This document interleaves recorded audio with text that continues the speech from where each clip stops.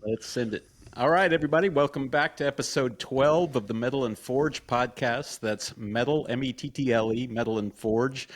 It's a weekly podcast discussing manhood, entrepreneurship, American life, and matters of the soul. This is one of your three hosts, Patrick Miller. I'm joined by Kent Lapp and Austin Lapp.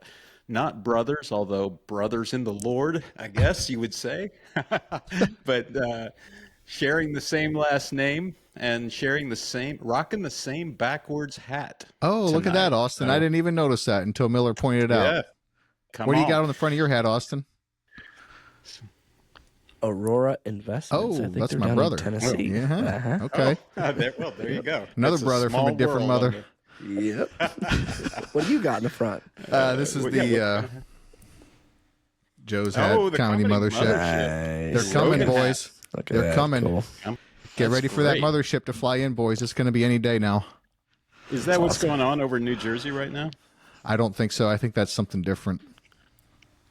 Yeah, I suspect you're right. I don't think that's it either. But wanted to talk a little bit tonight about, it's kind of an end of the year episode. So I thought we'd kind of recap 2024 and look into 2025.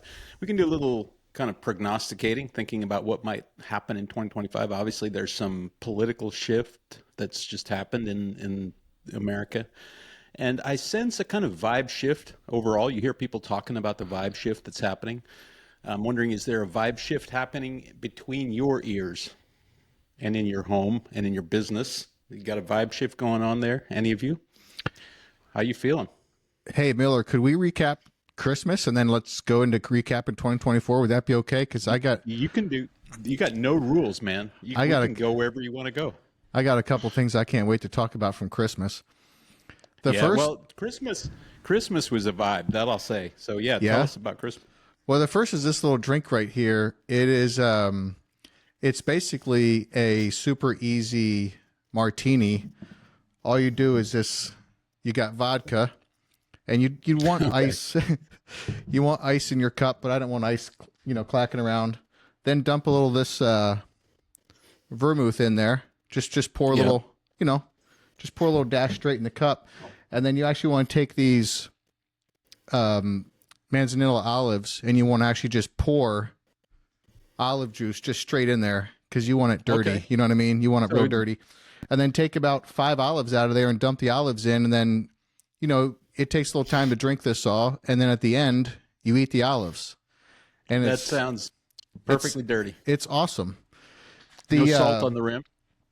I haven't messed with that yet, but that would be a nice little addition. But the Lapp family, my dad's family, they were olives all the time. Every single family gathering that I can remember, olives. Everyone ate olives. They loved olives. So this drink, yeah, for sure. So when I drink this drink and I have the olives in there and all the olive oil juice in there, it just feels like a perfect combination of like my family in past and present.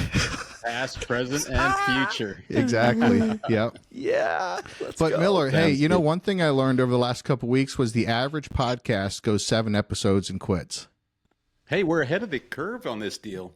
We Episode almost have double the amount of the average podcast live currently right now. It's kind of cool. Hey, that's great. Good job to us. Awesome. Yes. And to our listeners, both of you. Yeah. Cheers. Cheers. Yeah. Hey, but Miller, I got 2 movies and a TV show. Okay. Okay. Before you go into that TV show, high on my list, based on your recommendation, I believe, and 2 or 3 other people now have mentioned Landman. That's okay. But I don't want to steal your thunder. But anyway, I just wanted to. No, I want to double click on this. Yeah, I want to say something about Landman because I think the last time I was talking about Landman, I spoke very highly of it, and I continue to speak very highly of it as much, if not more. I mean, it is shaping up to be possibly my favorite TV show of all time. Now, I kind of also said that about Yellowstone. I did really, really enjoy Yellowstone. What I will say about Yellowstone is they didn't release episodes for a little while, a year or so. And then they released 2 or 3 episodes recently. And they did something kind of weird, which was like maybe they're at season 5 or whatever. And everyone thought season 5 was over because they stopped recording. And then the last 2 episodes was like season 5 part B. It was just kind of like, what's going on here? And I will say, I think there's an episode out on Yellowstone right now, the 3rd episode of Part B that I haven't even watched yet, because the first 2 episodes of Yellowstone and season 5 Part B or whatever, I didn't think were very good. But Landman, I freaking love that show. I mean, I think I said this already, but I watched the first 4 episodes by myself, and then I was like, Mariana, you have to see this. And so like days later, it was not that long, I went back and watched episodes 1 through 4 again with Mariana, and they come out every Sunday. So I think we're at whatever it is now, episode 6 or 7, whatever it is, but it's just fantastic. It's really, really good. Austin, are you on this? Yeah. Landman? Yeah. No, I haven't. No, I don't know. TV shows are. I feel like that was a lifetime ago, but maybe when my kids get older, I'll. Yeah, pick I haven't it up watched again. any TV shows in weeks, so yeah, it's gonna. I'm still on season 3 of Yellowstone, so I haven't watched any of the derivatives. I'm way behind, but we rarely. It's amazing to me you guys can find time. Well, I guess if it's just one episode a week, that'd be different. See, I always think of TV shows through the eyes of, like I didn't have TV growing up, so our option was to buy the whole season of Prison Break. And, well, that's just like eating a bag of Skittles. You just got to keep going until it's done. Yeah. And okay. like That's how you watch that. You just go. Yeah, and you feel like crap, and you're like, so that's my paradigm, my mindset when it comes to TV shows. I think it's got to be like a Tuesday night, once a week, 2 episodes max, something like that. I feel like that's the deal. My kind of cadence is, Sunday night, go to bed. That's the earliest night of the week we go to bed, but we'll watch some shows or something Sunday evening. And then Monday night is, again, better. So I like to go to the gym Monday, Tuesday, and Wednesday. And the nights before, Sunday night, Monday night, Tuesday night, I want to be getting bed at between 9 and 10. But then Thursday morning and Friday morning, I'm not going to the gym at 6 a.m. So as long as I'm still at the office by normal time, so I get like an extra hour and a half of sleep on those mornings. So like I'll stay up later on like Wednesday night and Thursday night that's when I'm kind of watching stuff like that. And then of course Friday night, but Mariana's, we're watching a movie probably on Friday night or whatever. But we just came through Christmas break, so obviously that would have been prime time to catch up on some of this stuff. I didn't actually, because we were on a trip and we were just had a bunch of other stuff going on. So, yeah, but what I like about Taylor Sheridan's writing is it's just very realistic, and it's none of the sort of humbo jumbo. It feels like it cuts out a lot of the bullshit from the executives at the production companies. That's kind of what it feels like. Like there's so many instances in his shows and even movies, but you notice it more in the shows where I don't know if you guys ever feel like this, where it's like you see how the story's going and you want it to go this one way because that would feel good and it would feel wholesome and it would feel positive and stuff. And in a lot of shows, they know you're thinking that, and they just for spite or just for the drama, they take you another direction. And so often with Taylor Sheridan's writings, the way you kind of hope it goes. But somehow it's still very entertaining. So he doesn't have a lot of this like silly drama that's coming in where like someone's just trying to go in and have a drink at the Patch, the local bar and grill. And as he's walking in, you don't have a robber pull out and try to mug you at gunpoint just because you want a little flair in the story. You know what I mean? He sticks to the story and it feels good and it flows good. But Landman is awesome. I think I like it partly because of growing up in in a manufacturing setting. So like, and I think that was good for me because I've always had like a high respect for the working man because I see that they're honorable and they do this because they value it, and they could be doing other things, but they there's a dignity to working hard, and Landman plays on that. But then you also have billionaires involved, and you also have a ton of private jets involved, and you also have a lot of beautiful and powerful women. If you watch Landman, you don't get very far into it when you realize, okay, beautiful and powerful women is sort of a theme in this show. It's really great. And this is the last thing I'll say about it too, is the other thing I really love about it is you see how like these oil company executives, particularly like say the chief operating officer, the guy who's actually in the field, He lives in his truck, he lives on his phone, and his whole existence is solving problems. And it's just whenever there's a problem, you got to work. You know what I mean? This is not 9 to 5. This is 24/7, 365. But while you're doing that, most people still have a life of some kind. They might have a spouse or an ex-spouse. They probably have some kids. And this story Landman does a really good job on showing like what that's like.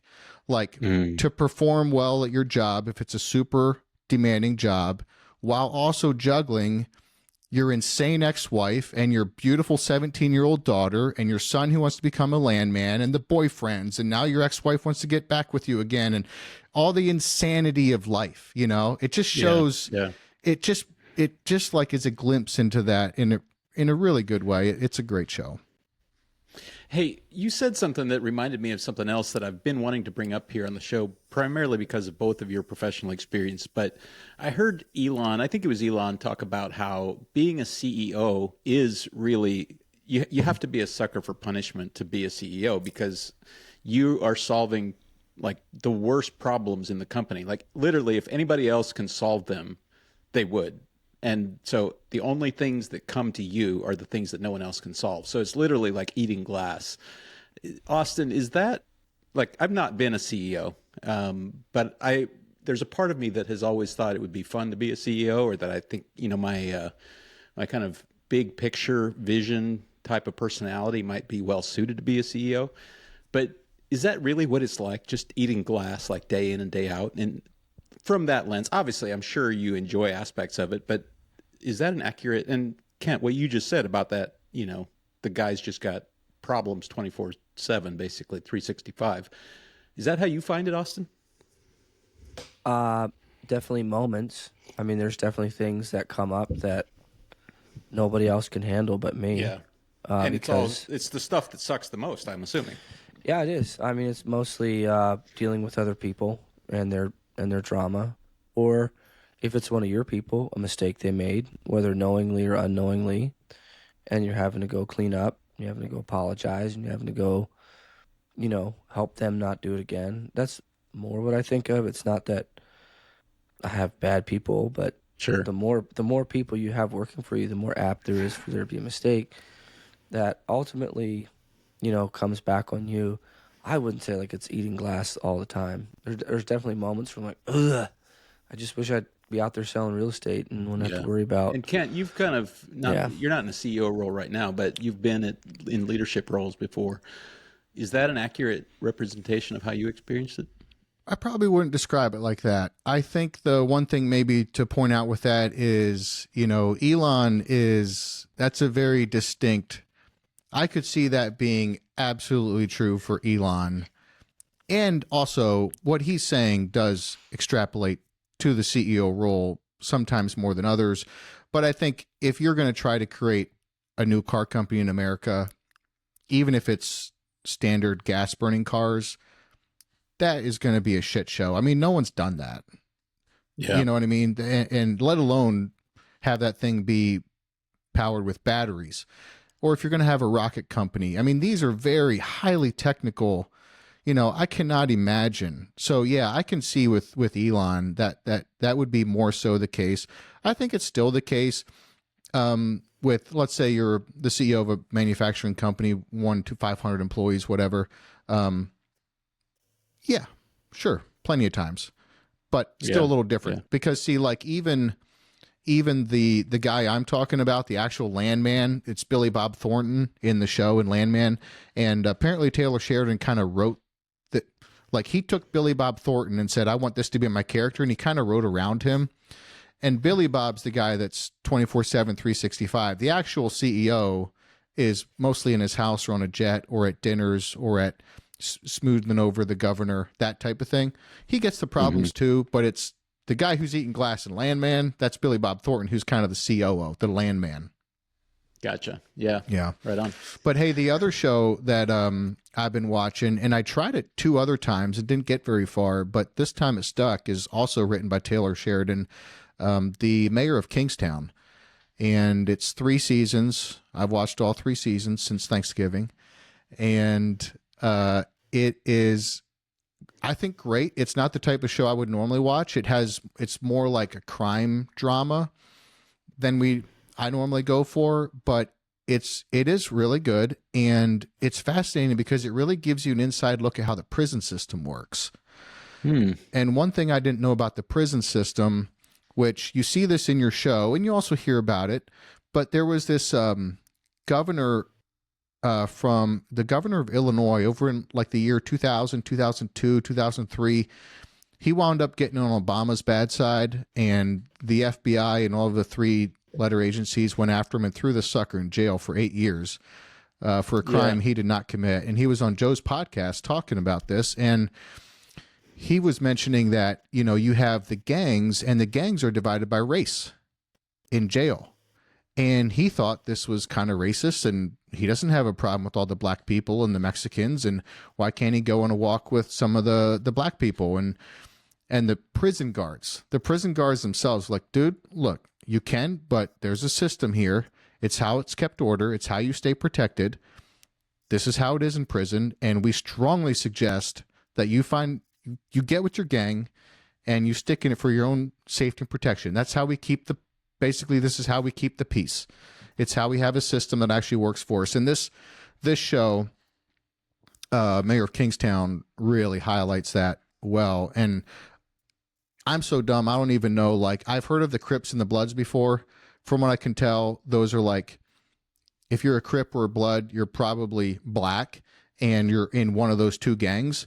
And then you have the Aryan Brotherhood, which is like the white pride, white supremacists. Those are like that's the white gang. And then you have the Mexicans. And those were the four Crips, Bloods, Aryans, and Mexicans were the four main gangs in the Mayor of Kingstown. So I enjoyed that one too.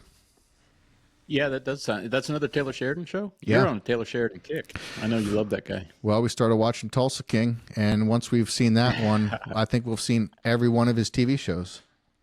Yeah. So, movies. Have you seen Gladiator? I have not. Gladiator 2. Yes, I did. Yeah? How was it, Austin? Yeah. Quick thoughts on that? Yeah, it was good. I'm trying to compare it to the first one. I still think the first one was better. Yeah. I don't know. Very, very seldom does a series continue and do better. I know it can happen. Like, I think of the Bourne series, and I feel like some of those got better as they developed. Mission Impossible got better. James Bond got better. Mission Impossible. But those are like, that's a different category. Yeah, this is like old world. You're trying to recreate something. The plot didn't just blow me away. I feel like it drug a little bit in the middle of it too. I don't know. I haven't seen it, but I have this kind of, just watching Hollywood kind of from the outside, it does seem like our kind of postmodern critique of the narrative, the meta narrative, all of that is kind of the downstream effect of that is we've kind of shot ourselves in the foot in terms of our ability to tell great stories. Right. And so when you're trying to follow up an epic story like Gladiator, it's like, what are you really going to do? I mean, it's really hard to follow that up. But yet it's, everybody's trying to go back to the well and retell these old stories because there's not really any new stories coming out. And so, trying to do that in a fun and creative way. But I'm going to watch it. I haven't yet, but I will. Yeah, I recommend because Denzel's in there, but. I'm comparing this to, when did Top Gun Maverick come out? Was that a year ago? Yeah, no, 2 or 3 years ago. 2 or 3 years ago. I'm just comparing it to that. Like, I watched that. I walked out of the movie theater and I was like, I turned right back around and watched that again. Yeah, I agree, dude. Gladiator was not that, but Top Gun Maverick. I mean, my wife, and I heard someone else the other day, a woman say that I didn't expect. Like, I really like Top Gun Maverick, and I'm like, I mean, they nailed that one to the wall as far as I'm concerned. But Gladiator didn't give me that feeling. I don't even know if I'd watch it again. Well, if you think back to when Top Gun Maverick came out, it was kind of the first movie that came out that said, yeah, it's okay to really be kind of pro-America, kind of huzza, made kind of feel good about it again. Mm-hmm. And, coming out of the whole COVID thing, pandemic, it was time, like, people were dying for that kind of thing, and they delivered. Yeah. So, So what's the movie that you watched or that you're excited about, Kent? yeah, so there's two of them. So the first one, Eagle Eye. Austin, I'm sure you've seen Eagle Eye, right? I did. Do you think you've seen it, Miller, or no? Mm-hmm. Okay, so Eagle Eye came out in 2008, and Austin, this is before the cutoff in my mind of 2012 for modern and not modern movies. So this was 2008, but it's about AI, and it's really good. And I'll say this is, I don't know what sort of vision glass they were looking through back in 2008, but they freaking nailed it. It is extremely realistic. I mean, what is that now? Is that 15 years ago? I mean, that's a little while ago. Long time. And so, if it came out in 2008, they wrote it in 2005, 2006, so they were way ahead of their time. But it is, you can watch that movie now and be like, you just understand it and you believe it way more now that we've been experiencing AI and through ChatGPT and these other things. But what stood out to me was this author named Jack Carr. He wrote 6 or 7 books now in a series that started with The Terminal List. The Terminal List is also a TV show on Amazon, which is also fantastic. And Chris Pratt plays James Reese in The Terminal List on Amazon. And Jack Carr, the author, wrote this series of 6, 7, 8 books now centered around the character James Reese, who is ex-Navy SEAL, and then he does all kinds of badass shit. And in his last book, or second to last book, I think the last book, and these books are also very realistic. Like Jack Carr's second to last book was about what would happen with the pandemic. And it just so happened he was writing it right around COVID time. And then he writes a book on AI, and just so happens, I'm sure he's doing this on purpose, but he does a lot of research, and it's highly realistic, his books are. And what stood out to me was the congruency between Jack Carr's latest book about AI and quantum computing and Eagle Eye way back in 2008. Even like to the point where like these computers are underground, the color gold or the material gold is involved somehow. It's insulated. It needs to be vibration proof, soundproof, etc. This is now for quantum computers, not necessarily AI. But when you get AI mixed with quantum computing, I mean, good golly. But what Eagle Eye just does a really good job showing you is how powerful something can be, AI, when it can see every single thing that's going on digitally in the entire world all at the same time, and can communicate with as many people as it wants to simultaneously.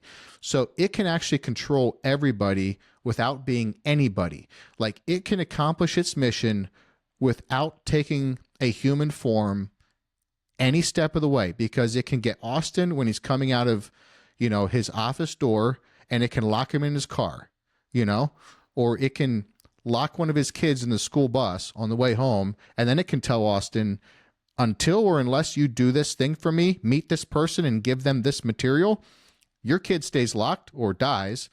And like, it can orchestrate all these events, having people do small segments of the mission without anyone doing the entire mission, but then it can accomplish its entire mission really efficiently. And so that just does a good job on showing like, oh shit, this thing really is powerful, and it's going to need to be kept under wraps, because if it gets out there and starts doing bad things, it really, really is powerful. Mm-hmm. Well, the quantum computing bit is an interesting, because you mentioned how powerful quantum and AI is together. I mean, so I don't know if you've seen or not, but just recently, Google has been on an absolute tear in terms of releasing new improvements, new technological advancements. Did you see the information about their new quantum chip Willow that they released? A little bit. I don't know much about it. So the benchmark that they did is the computation that they did. They could do a computation in 5 minutes that takes today's fastest supercomputers. It would take today's fastest supercomputers 10 septillion years. I saw that. To do what Willow did in 5 minutes.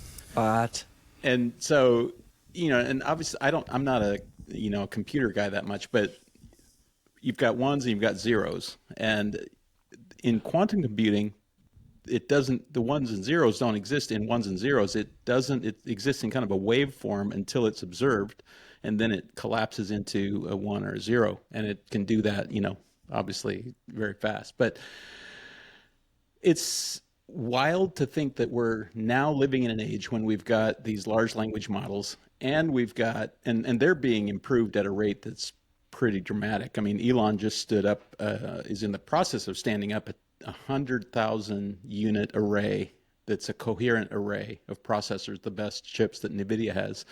And he's training his latest models on that.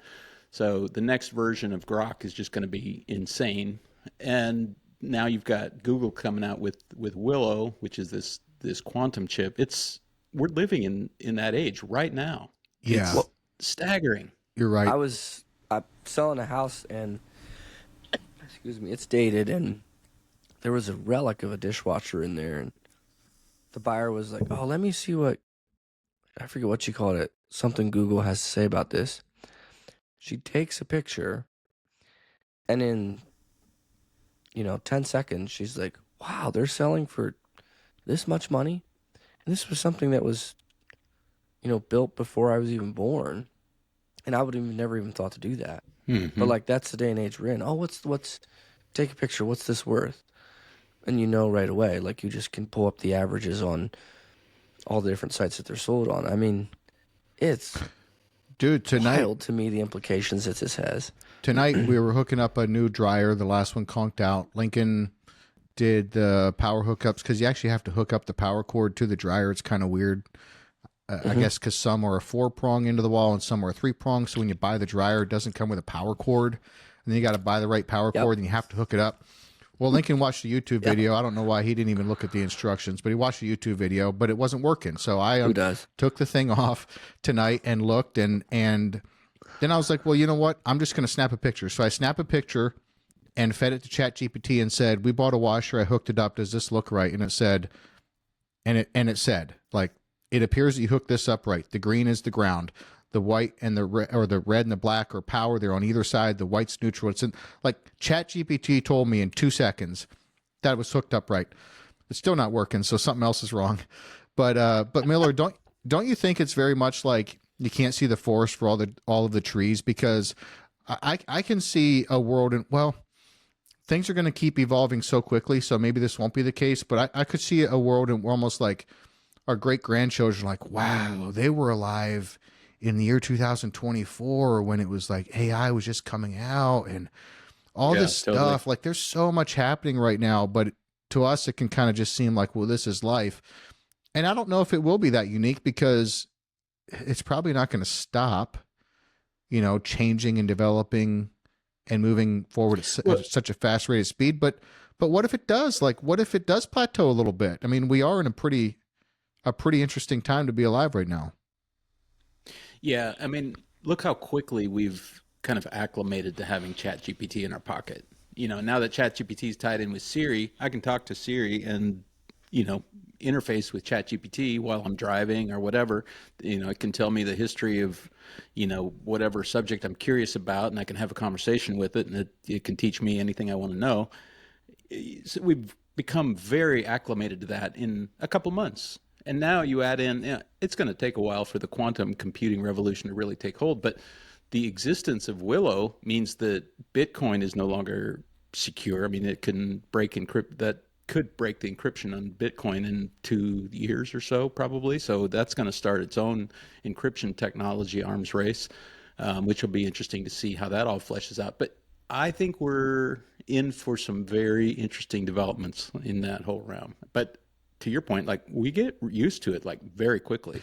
And there's so much happening. It's easy to miss a lot of it. And one of the things I like about ChatGPT is just how you get the information you're asking for and no more. Like on Sunday, I was reading in the book of John, and I was like, well, when was this book written? So you just, and I kind of wanted to know not just the year it was written or the time frame, but more importantly, in relation to most of the New Testament. And immediately ChatGPT spits out, and I didn't realize John was written kind of after a lot of the other books in the New Testament. And so that was kind of Yeah. interesting when you start reading through chapter 1 and you realize this is one of the later books that was written. And it's stuff like that. Like, you don't have to like scroll through a bunch of blue links and a bunch of, bull crap and a bunch of others and sift through the information. It's just, here's what you wanted to know. Boom. Now you know it. And it's just very straightforward. Yeah. But okay. So go ahead, Miller. Well, I was going to say that the effects that we're already seeing are the laptop crowd is having a harder time finding work. I'm starting to hear just kind of trickling about this, but if you browse on X and you look on LinkedIn and you look at the kind of employment numbers for the kind of higher paid laptop crowd, they're having a harder time finding work. And when I listened to, for some reason, Mark Andreessen was making his rounds on the podcasts recently. We should get him on. But he's an investor in all these tech companies, and he was talking about how quickly they're reducing their engineering hires because of the kind of coding capabilities of the AI tools. And the big companies like Salesforce and some of these, bigger ERP companies and CRM companies and all that, there's a lot of change coming there because tons of companies are going, look, if I can just have my business processes, feed it into the AI and have it generate, the code I need to kind of make these processes happen, I don't need to invest, $150,000 to $500,000 a year, or even, $5 million a year in some ERP, CRM, or whatever. I can just build it out, with this kind of patchwork of things happening that AI kind of put together for me. You need an engineer or two to kind of put it into production, but it can write the code, it can test it, and then you get an engineer, you can put it into production. And they're just doing that now. And in 2 years from now, with the advancements we're making, it'll be interesting to really see what happens to the Silicon Valley crowd. Yeah, I agree. But So I don't know. this last one, and then I'll be off the movie kick. But the last one is a movie. But it's actually a documentary. But it's easy to watch. It's fun to watch, and it's called The Program, and it's by James Fox, and you can buy it on Amazon Prime right now for $20, which I suggest people do because it's about UFOs and potential extraterrestrial life, and buying The Program is a good way to support his research. But it's fascinating because it gives you an inside look into the government's processing of this issue in real time, at least to the extent that they want, at least on the things they want us to know, which is probably misdirection, probably a lot of misinformation, probably they have a particular, plot line in mind, and they want us to believe certain things at certain times. So you have to just understand, this doesn't necessarily mean it's even headed in the right direction, but you do have senators and congresspeople talking about it in the open and trying to get information. And this documentary, shows a lot of like clips from the Senate hearings and stuff like that, and pretty fascinating. I don't know what I think about it all yet. I don't really spend time looking into it. I've just heard, most of the people on Joe's podcast talking about UFOs. I've listened to a few of those episodes, and so that's kind of where I've gotten my information, which, sounds kind of silly on one hand, but on the other hand, he is having people on that are like the experts in this field and that have firsthand experience, or that are doing documentaries, or that are talking to people with firsthand experience. And it's a pretty fascinating thing right now. So that What's program, your takeaway on it all? well, I think the first thing I would say is, I just don't know a lot about it, so I'm no expert at all, but it is interesting. And I have watched a number of the podcasts on Joe's, including Bob Lazar when he was on a few years ago. So I'm not an expert. That's the first thing I would say. The second thing I would say is, let's have no illusions here. They are feeding us what they want us to know. If it's coming from the government, you can bet your ass it's not the full truth, and it might not be the truth at all. So that's the second thing. The third thing is I think you really have to sift through the noise to get to the signal. And I think it's highly probable that some of the noise is actually put there on purpose to distract us from the signal. And so, Yep. you know, like an example is these drones flying around New Jersey. Now, there is a really, really, really small chance that is somehow related to extraterrestrial life and unexplained, but no, it's basically zero, because the flight patterns at those things in New Jersey, the flight ability that they're exhibiting can be explained. Now, it might be beyond kind of what we can go out and buy a drone and fly around ourselves, but they're not doing insane things like going from 50,000 feet in the air to into the ocean in 2 seconds. They're not doing anything like that. So to me, that's the American government, a foreign government, well, really probably just those two things to me. So to me, like when we're talking about extraterrestrial life, unexplained aerial phenomenon, the New Jersey drones for me would fall outside of that category. That's not what we're talking about. Like, but when we see these things that are disc shaped, I mean, you have an entire police force in, I think, somewhere in Arizona in the 80s or 90s, and an entire police force saw this thing hover over the town, and it was so big, it was like multiple football fields. It was so big, they said if you would have held a newspaper open in front of you, that you would have still seen this ship on either side of that newspaper. And it hovered over the city, and then or whatever the area was, and then eventually it rose up, and it went at an angle, and then in a few seconds it was gone, and there was no freaking sound. And there is dozens of these firsthand testimonies about things like this. Now, most of them are much smaller, but they're shaped very strange. Balls don't fly. Discs don't fly through the air sideways, and they're not making any noise, and there's no visible means of propulsion, and they can go under the water. So here's my take on it is, as more time goes by, I'm becoming increasingly more certain that it is not China or Russia or maybe even American technology that we're not aware of. At first, I would have went there a little bit quicker. Like, China's just 50 years ahead of us, and we wish it wasn't true, but it just is, and we can't explain it, but they figure it out. And, you know, but as more time goes by, I become less and less certain that's what's going on. And that only leaves a couple options, which is, I mean, look, there's only two options. Someone on this planet, us, China, or Russia, it's going to be one of those three, most likely, or someone else that we're not aware of, has developed technology that is totally outside the realm of feasibility. And that is possible, by the way. I think that is still a possibility. It's either that or it's something that's not from this planet. Austin, I have a two-part question related to this for you. First, does your worldview allow for the existence of extraterrestrial beings, one? And two, what are the chances, or how do you think about the possibility that these things that we're seeing are, and I'm not talking about the drones in New Jersey, but the things that Kent is talking about, the truly kind of unexplained phenomena, that they are spiritual in nature?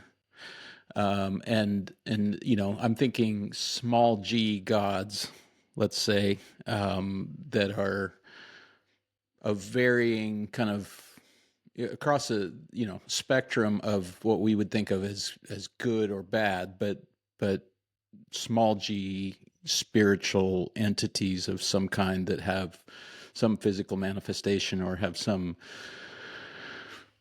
you know, some power, some technology that we don't know about. Mm-hmm. I do. My worldview has changed a lot in the last couple of years, and I listened to some of those Rogan podcasts. But yeah, as Kent was talking, that's kind of where my mind goes. Is me being a spiritual person, I think it's somehow spiritual. I don't understand how. Because when you think about the spiritual realm, there's no sense of time or even propulsion. Like, I can pray and I can by faith believe that the angels will, I think of them as the Lord's minions, go out and they have a job to do. And when I pray, they just do it. Like, they're not moving through the air per se. They're in another world. And then I also think of, like, if you want a really cool kind of scripture to ponder regarding this, is like in the New Testament.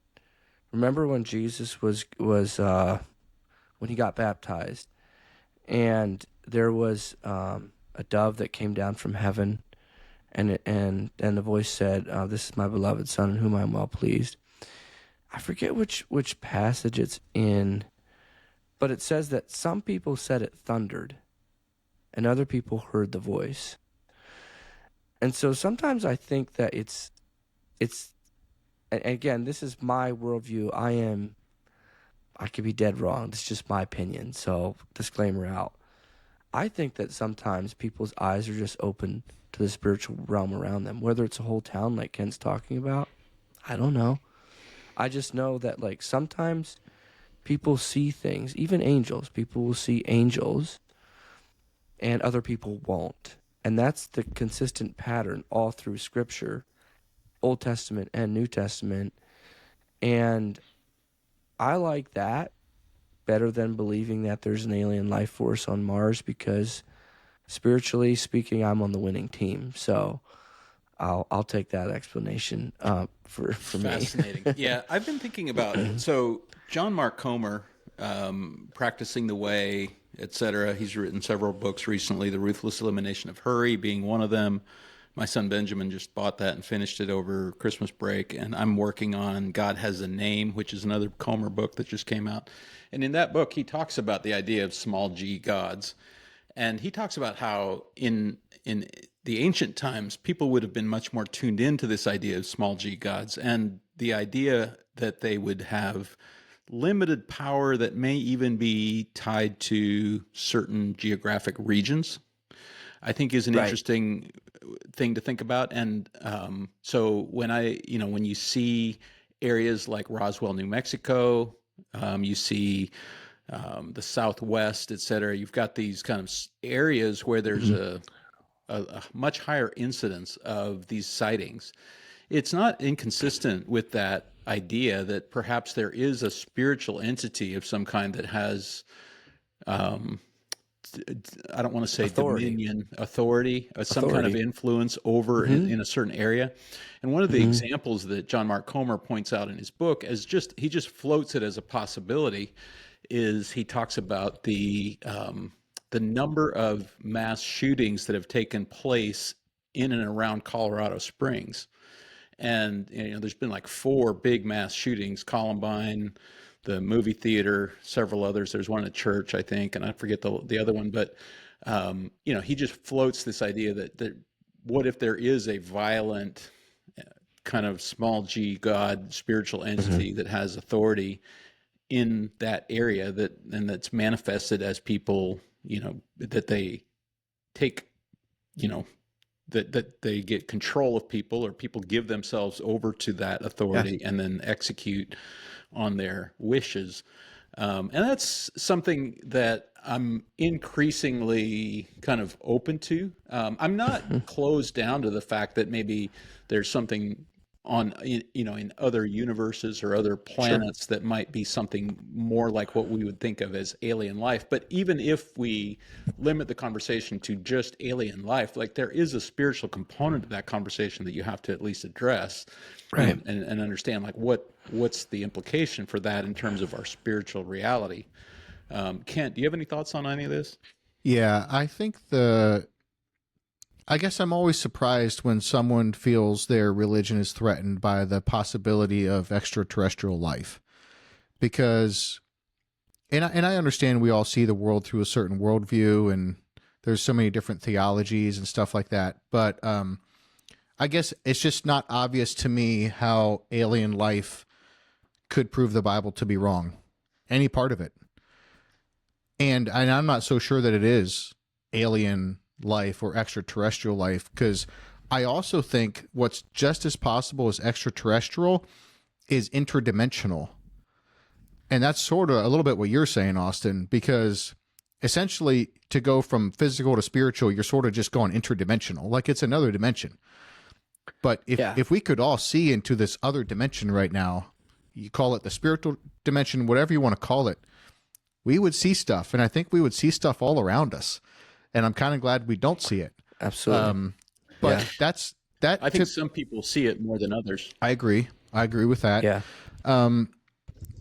I guess I would probably rank that possibility of these sightings being portals of visibility into interdimensional life possibly a little bit less likely than some other life form. And I guess the reason I would say that is because if it was people flying through the air, if it was people appearing and then disappearing, etc., I would think of that as a little bit more like interdimensional. But these are ships. These are craft. And, you know, like in the program, this one guy was with the military out in the desert, and they were going out to do a training, and there was a craft by the road, and someone is stumbling, and he was like whitish bluish, and he thought he was hypothermic. So he stopped to help him. And some guy in the truck says, "Holy shit, the guy has no ears." And he looks at him in his face, and his eyes are about twice as large as normal eyes, and he indeed has no ears. And his suit that he's wearing, it was like army attire, was pristine, perfectly clean, and he was walking in the desert, and his shoes had no dust on them. And when he went up to him and he spoke to him, because he was like asking for like some sort of titanium or something like that. And he was like, "Titanium?" He's like, "No, not titanium." He was looking for a piece to apparently fix his craft. And they couldn't help him. And he got back in his craft and flew away. But the point that I wanted to bring out with that little story is when this person or being spoke, it was in a different language, and this guy understood him perfectly. And so I don't know if it's extraterrestrial. I don't know if these are from the ocean. I don't know if it's interdimensional. Of course, you have to, when it comes to sifting the signal through the noise, you have to assume probably a lot of the sightings are just, you know, someone who was hoping to see something and it really wasn't that, you know what I mean? But some of these things, like when an entire police station sees something, it's a little harder to dismiss.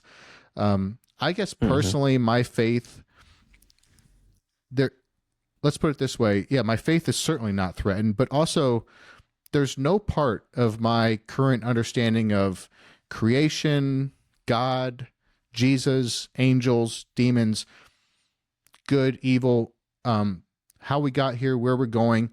There's no part of that that's threatened by the possible existence of extraterrestrial life. Now, that doesn't, even if it was threatened, that doesn't really have a bearing on whether it's true or not. You know what I mean? Because sometimes we realize something is absolutely true and then we have to adjust. So I'm happy to do that if any part of my faith was threatened, but it's not. My current understanding that it doesn't threaten any of that. I just think the universe is so big. I have assumed that we're kind of the only sort of living thing out there on this beautiful planet. I do think this planet is the best one of all of them that are out there. But if there is some other form of life somewhere out there, I mean, it wouldn't be that shocking. I mean, the universe is literally, it's unfathomable.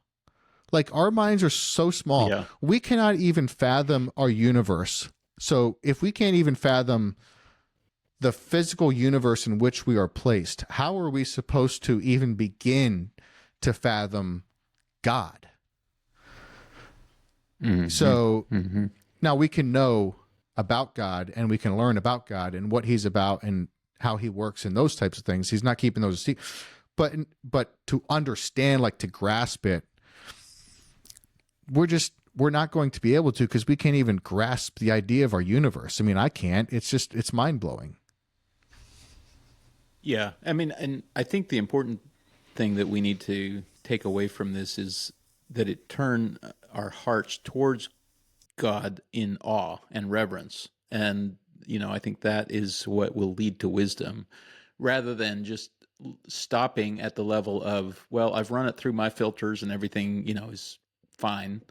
And so, I kind of forget about it and move on. It's like, I think posturing ourselves toward God in a way, in a kind of reverent posture, so that we can, because that reverence and that awe is what opens us up to having our perceptions opened up to learn more about God and having more revealed to us about God. So I think having the curiosity and then allowing the curiosity to bring us to a place of reverence and awe at just the unbelievable expanse of it and the complexity of it and the mystery of it all that's the approach that I seek, is to come at it with that kind of humility, curiosity, reverence, awe, all of that. But no, I don't think it threatens my faith at all. There's nothing about my faith or my worldview that would be inconsistent with any of that. And certainly there are dimensions to reality that we don't get to perceive in our current state. So I think it's interesting because there seems to be a fascination with this thing. Maybe it's since the drones, but I just was having a similar conversation with someone the other day about this very thing. He was reading some book about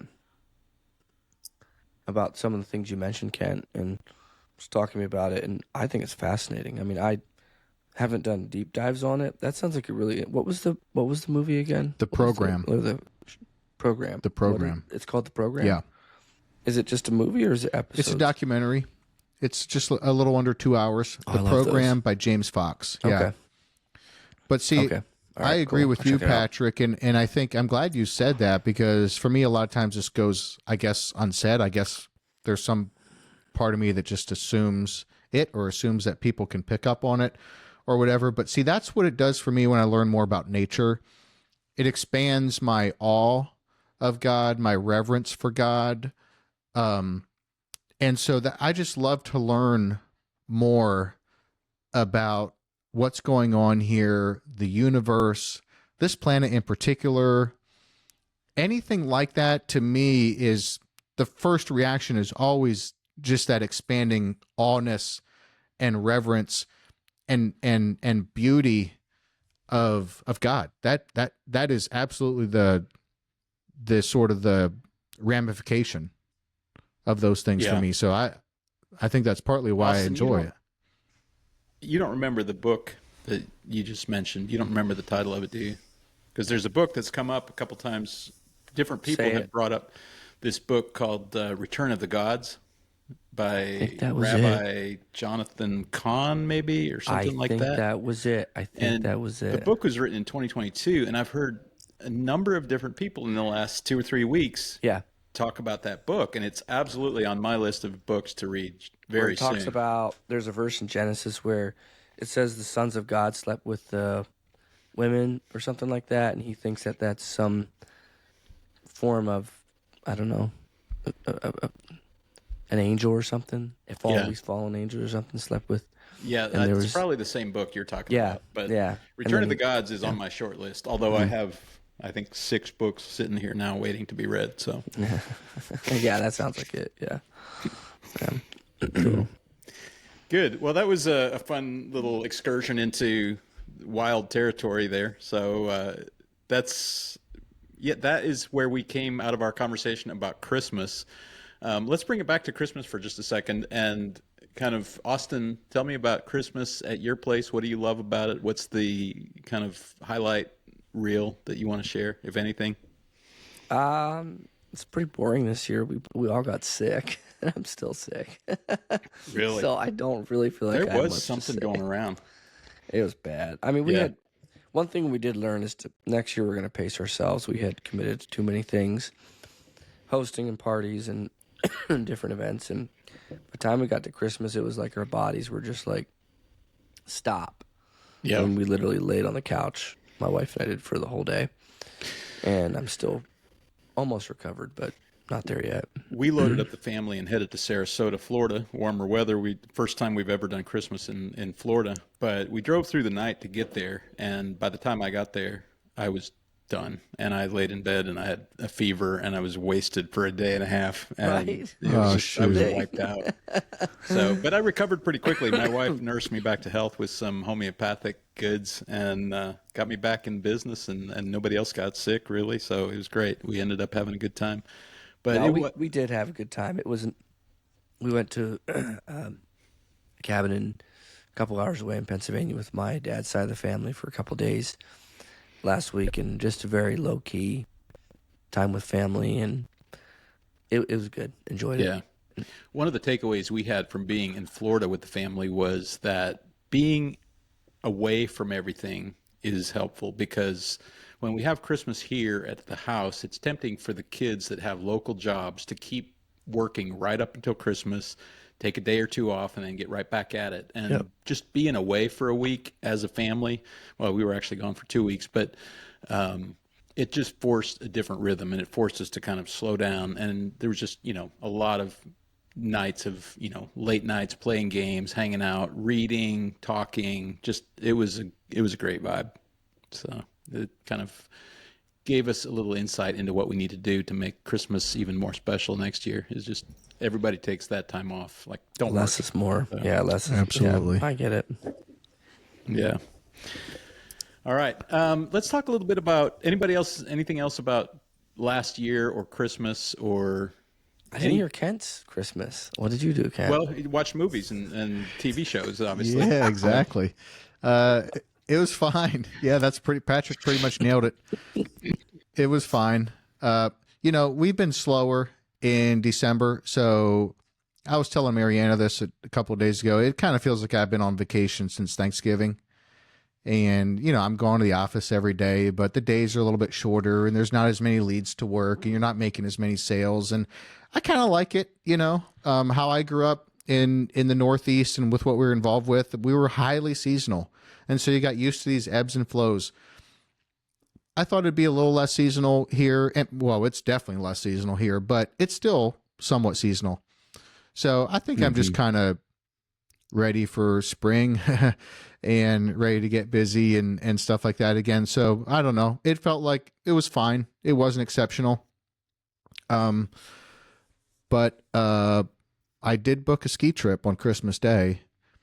So I'm Nice. Where are you going? pretty excited about that. We're going to Colorado. This will be Jericho's first year skiing with us, so he'll go. And we were talking about it.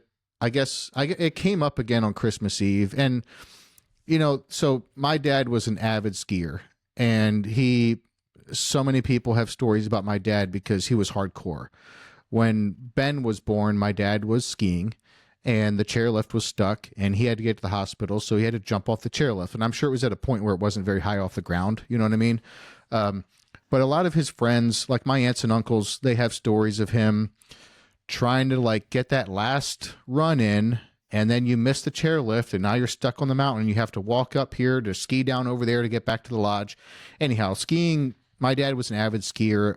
Almost all of my aunts and uncles on my mom's side were avid skiers. So for me, it's kind of a family thing, and Lincoln and Jackson really love it. I mean, it's just one of their favorite things, and we haven't been in a few years. And so it came up again.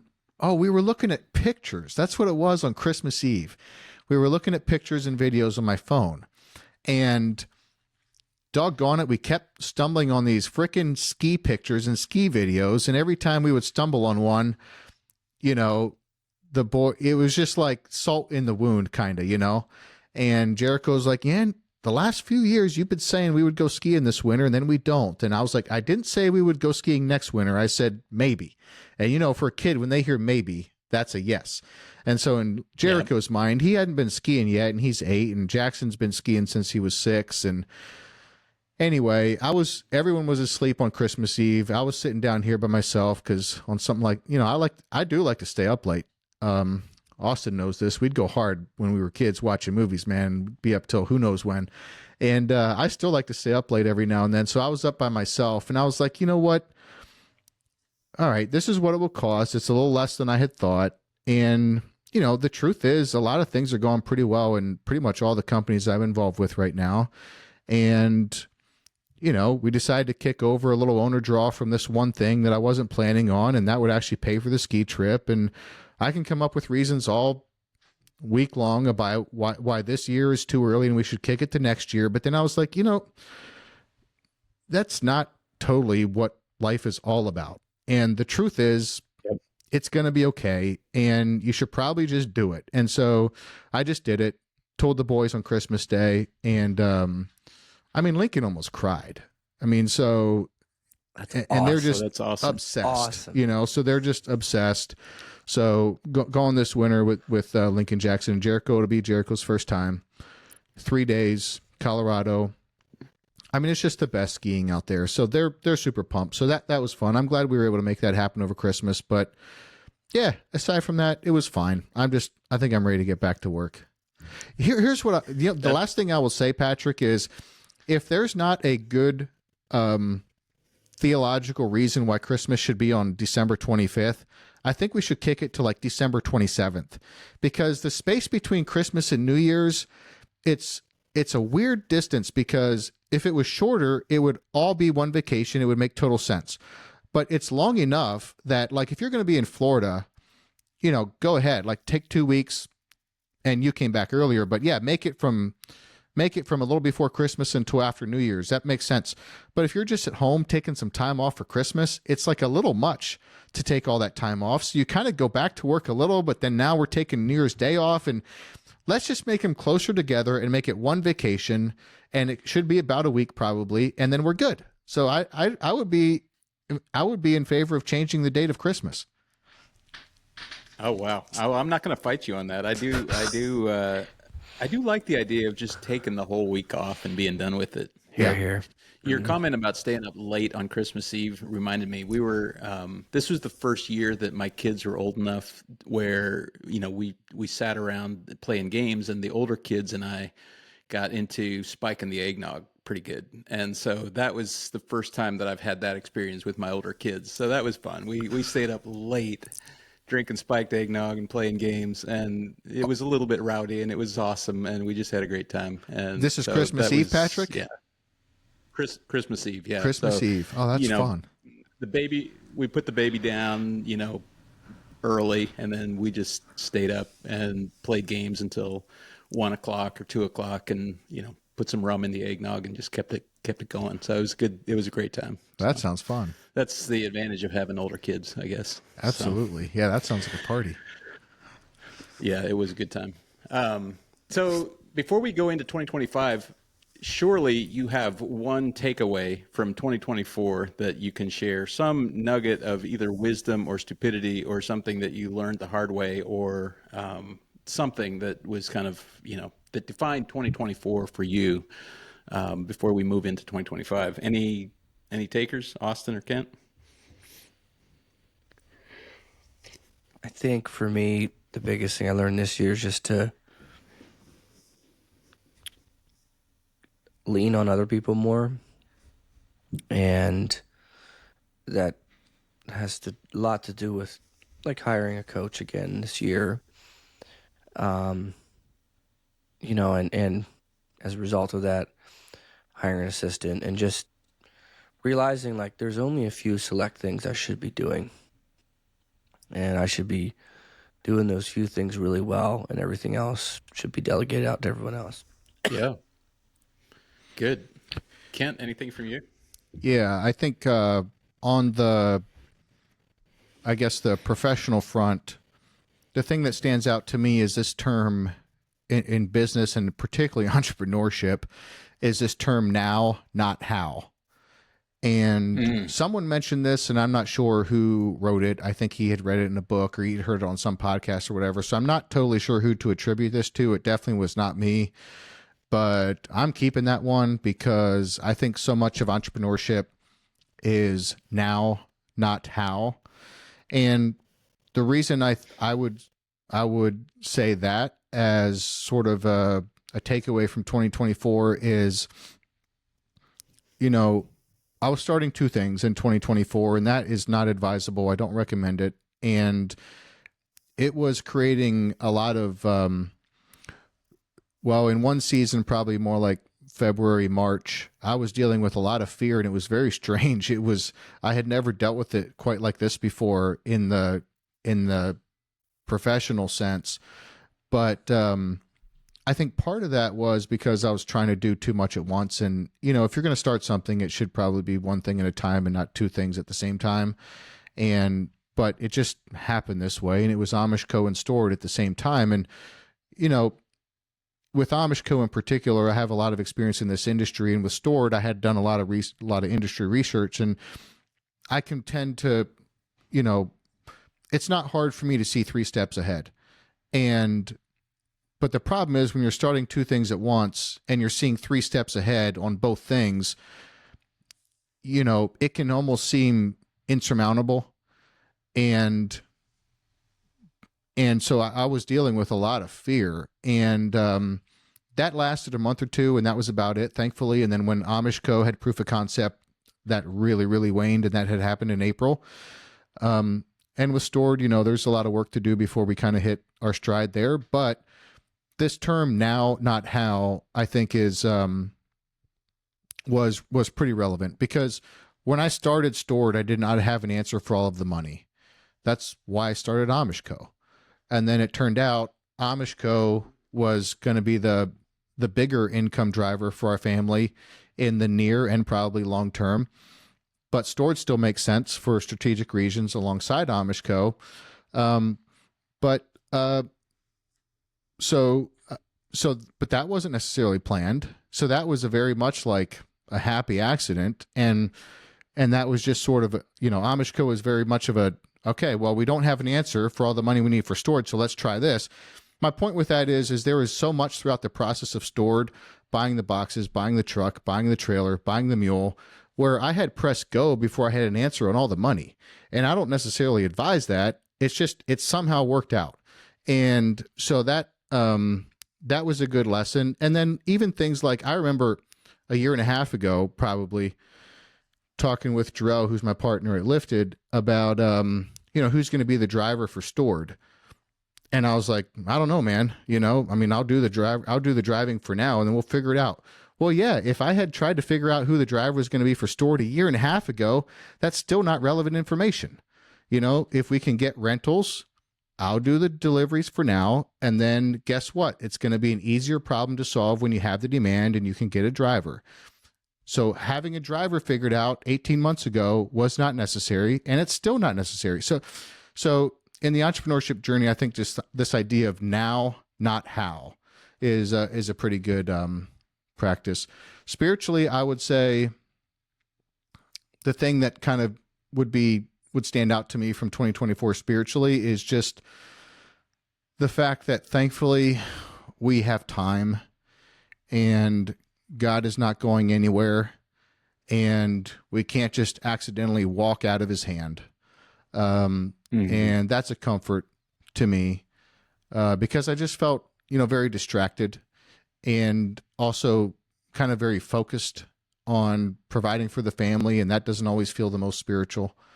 So that's what I would say on that front is, I'm grateful to God that we cannot easily walk out of his hand, and that we have time. And, and then the third thing I would say culturally probably is it's just one word that stands out to me, which is propaganda. I just think we have to sort of realize, if you want to live a flourishing life, you have to realize that what you're being told from the media sources or the information sources that they want you to pay attention to, a lot of times is a play on the truth. It's a version of the truth. It's partial truth. It has some lies mixed in, and sometimes it's just a complete lie. And you're going to have to learn to think for yourself, because, I think we're in the Truman Show a little bit more than we would like to believe. And so you just have to be aware of propaganda. I just see propaganda kind of everywhere now. And so that's what stands out to me culturally from this year. Yeah. A year ago, I made the decision that I needed to get out of corporate America, get out of my day job, and start my own thing. I didn't know what that was, and that's what 2024 was for me. So it was a process that was increasingly difficult to, like, the thing inside of me was trying to get out, and I didn't know how to bring it out. And it almost killed, like, it felt like it was going to kill me. Like, it was so, the tension, the strain of being stuck and not being able to move into what I felt like I was called to do, felt like I needed to do, had to do. It was just, 2024 was such a stretch for me. And then getting clarity on what it was and actually taking the leap, quitting my job, and I my paychecks have quit coming, and I don't have an answer for the money, and I'm very much in that space of kind of sink or swim. I'm scared to death in some sense, but also, like, I know that I'm doing what I need to be doing. And so it's I'm looking forward to when I can breathe a little bit easier, but I'm in that, like, I'm being stretched like I've never been stretched before. And I know that's why I had to go through what I'm going through, is to get stretched and to grow. So 2024, I don't want to repeat it. It's going to go down in the history books for me as one of the pivotal years in my life. 7 years ago, I had a massive life change, a spiritual awakening. And I've spent the last 7 years kind of wandering through the desert. I came out of the slavery of Egypt 7 years ago. I spent 7 years in the wilderness, and it feels like I'm,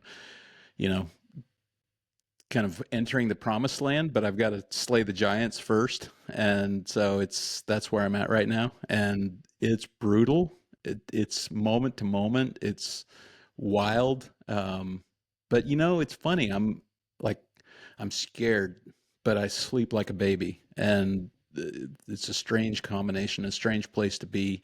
We just had a new baby after, 15 years of not having any kids. So we've got that added change that changes the dynamics in your marriage. It's just been a wild last 6 months, absolutely wild. Starting the coaching business, having the baby, having kids in college and out of the house. It's been weird and beautiful, sacred, terrifying, all of that. And so I'm really, really excited, looking forward to a day when I can breathe a little easier, where I have income that's a little bit more reliable, where I don't have to kind of literally, be thinking about next week and next month and all of that. So, but right now, that's where I'm at. And it's do or die, the gun's to my head. And there's something incredibly invigorating about that.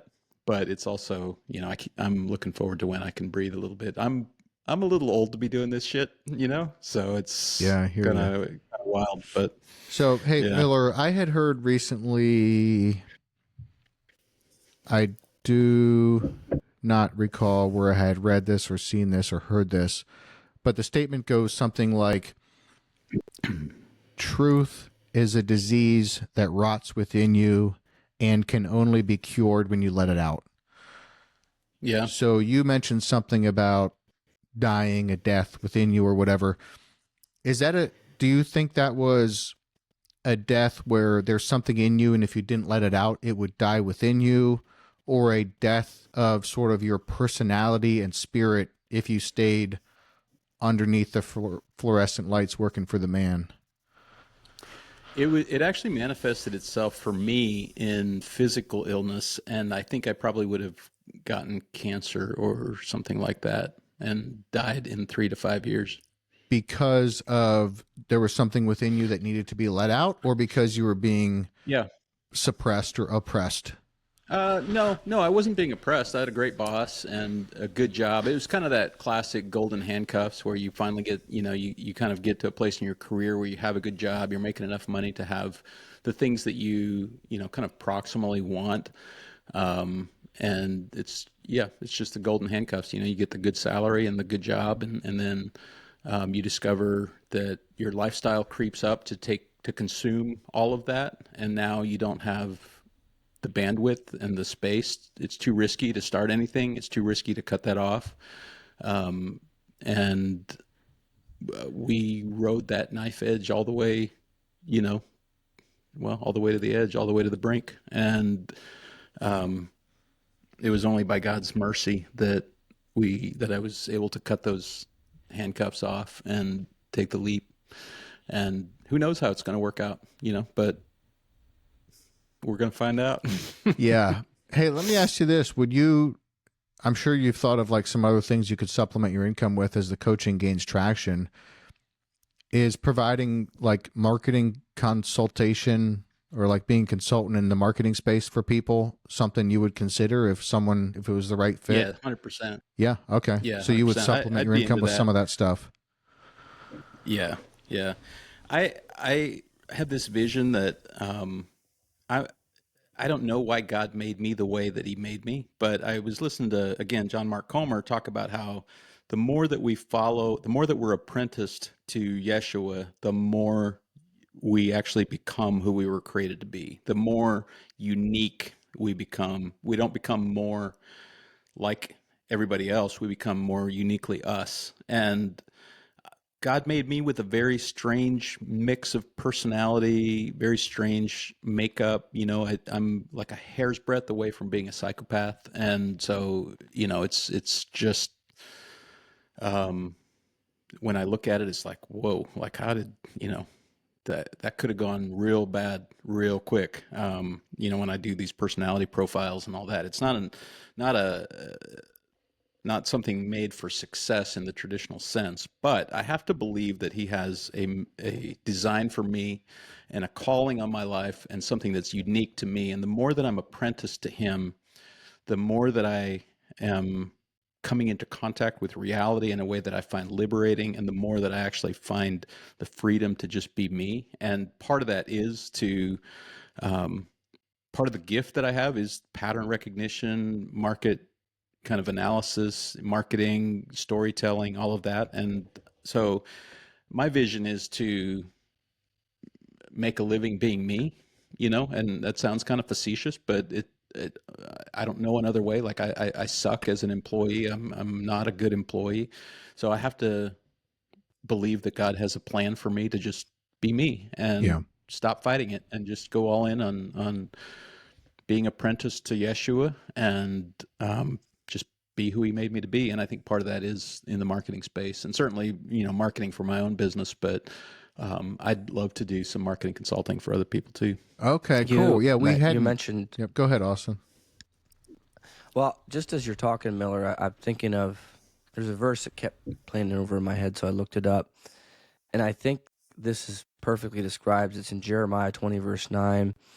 He says, "Then I said, I will not make mention of him, nor speak any more in his name. But his word was in my heart like a burning fire, shut up in my bones. I was weary of holding it back, and I could not, for I heard many mocking, fear on every side." I think of that sometimes when you're so strongly called by God to do something like this, which you believe you are. I believe you are. I can see it. It's almost like you can't say no. No. Like it's literally a fire in your bones. Yeah. If you say no to it, you will die. Yeah. And I think that's you. Like, I think somehow that verse is you. It feels that way. It feels like God wounded me to bring me to a place where I was unable to rely on my own. Yeah. You have no choice. I mean, you do, but you don't. He just squeezed the shit out of me, and it's like, love it. Here I am. It's like, what a fire it's been. And you will die, and it's not always a physical death, Austin. And sometimes the death that's not physical is almost just as sad. Yeah, and honestly, in some ways worse. Yeah. But no, I totally agree with that. When there's a fire burning within you and you stomp it out, well, you've just put out the fire, and that does cause death, just like those verses were saying. And the death isn't always physical, but it does cause death. And so you have to follow it. But yeah, I'm happy to hear that, Patrick, because you're very gifted in a lot of areas. And by the way, you do have a good skill set to be CEO. And if that were to ever happen for you, maybe your own company or companies become big enough that you're in a bona fide CEO role. But you definitely have the personality and the skill set that would fit a CEO role very well. But I've also seen your gift with communications, messaging, marketing, strategy, that type of thing. So that's been in the back of my mind. I wanted to ask you about it, and hey, may as well just ask you about it right on the podcast, because I could see you complementing it. That to me seems like an easy side vertical to the Good King if you needed something to complement while that gains steam. Yeah, 100%. I'd love to do that. So if anybody's listening out there and you're looking for some insight into your marketing, product market fit, product market alignment, messaging, all that stuff, it's right down my alley. So thank you. But I tell you, as I go into 2025, there's two words that just keep coming back to me, and they're areas that I need to really lean into. Because they keep coming up for me. One is productivity, learning to be productive in a God honoring way, honoring the gift that God has given me by disciplining myself, by showing up reliably, consistently, and doing the work. So productivity is one, increasing throughput. Right now, I'm the biggest bottleneck. So increasing throughput is one of the things. And then generosity. I was struck by the generosity of some people in the last couple of weeks, and I thought, you know what, I want that for me. I want to be generous in that way. And so for me, I haven't set an income goal for this year, but I am noodling around on a giving goal for this year, and that's kind of downstream from an income goal, I guess. That's cool. That's interesting. I'm I thinking like about that. a number that scares me. Yeah. And so that's kind of beckoning to me. But That's awesome. That is pretty cool. That's a new one. Most people are making income goals, not giving goals. So I like that. Yeah, it feels weird to me. I've never thought about it that way before, but I was just struck. I hesitate to shout him out here on the podcast, but I guess I will. You all know Rodney, my brother-in-law. I was just wondering if that's where you were going. Yeah, and God has blessed him amazingly, and he's one of these guys that I look at as just like, you do the right thing in, just in the quiet, consistent, like you just show up and you do the thing, and then all of a sudden it's like the windows of heaven open up and it's like abundance. And just the generosity just blows my mind. It is so inspiring to see the way that God is blessing their family and the way that they're blessing the people around them, and the way he's showing up for his kids and his marriage and his community and his businesses, and he's building an empire, but he's doing it in a way that's just so and I'm sure he would poo-poo all that, and actually no, he wouldn't. We had a great conversation where he's like, he knows what's happening to him, and he's just kind of in awe of it too. But he's one of the guys that inspires me in watching him kind of lit something up in me to just seek to be more generous. So shout out to Rodney. With Rodney, he has this interesting trifecta of Amish work ethic. No, let me take that back. What I meant to say was Lancaster work ethic combined with a surprisingly, like a sneakingly good business mind, combined with, I don't know what the one word tag for this is, but like honor, integrity. And then on strength and honor. Strength and honor. Strength and okay. honor, baby. Strength and Okay. honor. So Lancaster work ethic, a sneakingly good business mind, strength and honor. And this speaks to the strength, but I would overlay all of that just like nuclear energy. And and then also just a charismatic person who just enjoys being around people. People don't seem to drain him, a very good communicator. And guys like that are really inspiring to me, because that just seems like, you know, such a secret weapon. Like that is like, and so he's getting because of all those things. And I know a lot of that came the hard way for him. It came through hardship and fire and has made him what he made. But that's who Rodney seems like to me. And I mean, that is a formidable force when you combine all those things into one person. Good golly.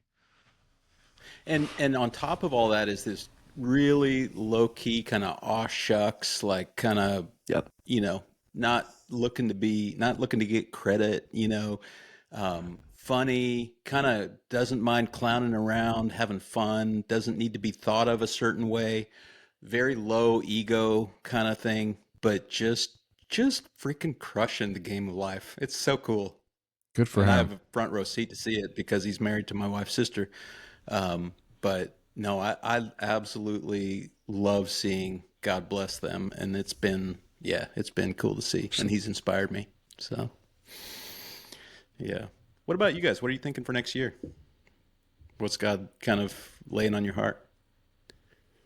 I was hoping to get some vision this last week, but actually the first week, not this week, but next week, our church always does a week of prayer and fasting, and I usually try to go hardcore that week, and really press in for just vision in every area. And I just, I want to get through that week first. I don't have much of anything right now. I'm excited about the year. That's picked up in the last little while, and I don't know why, but I am. I know it's going to be more of the same, but hopefully I can really build this year now. Just me personally, but also the business and what I've going on at church. But just kind of feel like this past year was really foundational. Like shoring up the foundation, getting right people in place, and now hopefully we can really build something this coming year. Yeah. I don't have any goals for I don't have any goals for 2025. I've really shifted my thoughts on this in the last half decade probably. But really it started probably more like a decade ago when I really started to think about it, ask questions about it, be curious about it. But I've definitely shifted way more from goal orientation to process orientation. So I care a lot about the process, but I don't have any goals for 2025. Partly because I've seen how much of an effect you can have on the goals, while at the same time how little of an effect you can have on the same goals. On the goals, I mean, it depends what they are, but but if you get the process dialed in, the goals, like things will happen. Yeah, you need to kind of know. That's kind of where I'm focused on process too. And actually the Men of the Good King I've invited them to join me in a 40-day challenge starting January 6th. I'll share this with you. Maybe you'll want to join too, or the listeners might be interested. But I created a 40-day, what I call the Good Life Challenge. And there's 5 aspects. I call it read, pray, move, fast, and create. So reading through the Gospels, Psalms, and Proverbs in 40 days. It's not a lot of reading. Pray, so daily prayer and meditation. I said at least 10 minutes. Move, so daily exercise, 45 minutes minimum. Walk, run, row, lift, move, sweat. Fast, abstain from sweets, highly processed foods, any substances, alcohol, tobacco, cannabis, etc. Of course, no porn or anything like that. And then create, make something or make something better. Spend time every day, write, build, bake, make, improve, beautify, do something. So it's those 5 things every day: read, pray, move, fast, and create for 40 days starting January 6th.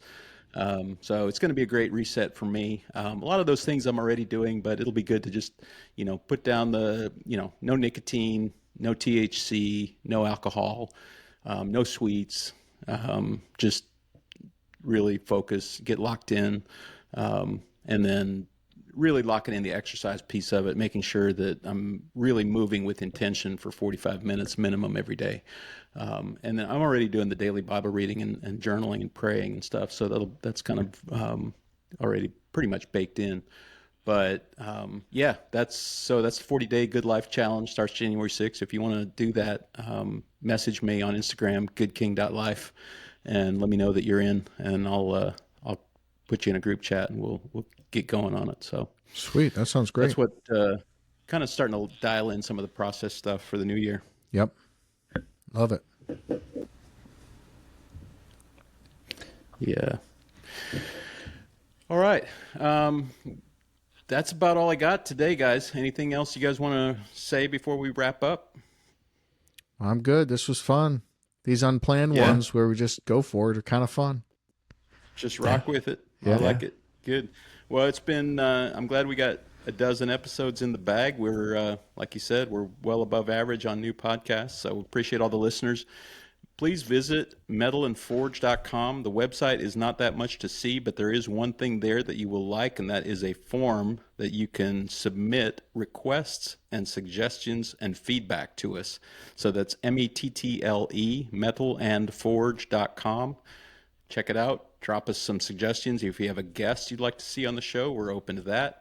I think we'll have some more guests coming on in 2025. So if you have somebody you'd like to see on the show, drop it in the form there, and we'll reach out. So you can follow me on Instagram at goodking.life. My website is also goodking.life. Kent, you're on X at Kent Lapp. Kent Lapp. And Austin, what's the best place to Facebook? Austin Lapp. Mm-hmm. Awesome. Hey, Patrick. Thanks for listening. Can Yes, sir. I plug our YouTube channel real quick? Yeah, please. So people will want to go to our YouTube channel now. So when we started the podcast a couple months ago, we were just releasing the full episodes on YouTube, and that was it. We didn't even have our channel page set up properly. So when you went to our homepage on our YouTube channel, there was nothing there. If you clicked on videos, you would see the video for each full episode, which was fine. But we now have the YouTube channel set up a lot better, and there's been 3 shorts, 60-second videos or less, dropping per day for like the last 10 days. And we have them scheduled out, I think, for another almost week. And then we're starting to release clips on YouTube also. And then, of course, we still have our full episodes there. So if someone, wants to go on YouTube and watch the full episodes, that's totally fine. But if you want to go to a YouTube channel and just, peruse around some of the 60-second shorts or some of the short clips, they can do that too. Like and subscribe. And like and subscribe on YouTube. We've got over 12,000 views now on the channel, which, I know compared to most is not any at all. But we just started, actually paying attention a little bit more and doing some of these things on YouTube. So the Too Long Didn't Listen version is go to YouTube because there's more stuff there now for you. So it's just Metal and Forge. If you search Metal, METTLE, Metal and Forge podcast on YouTube, you should be able to find it. And I think it's worth going to now. Sounds good. That's good info. Check us out on YouTube and connect with us there. Thanks for listening. Hope you guys have a great night. See you, Good boys. to see you guys. Love you guys. Awesome. See ya. See ya.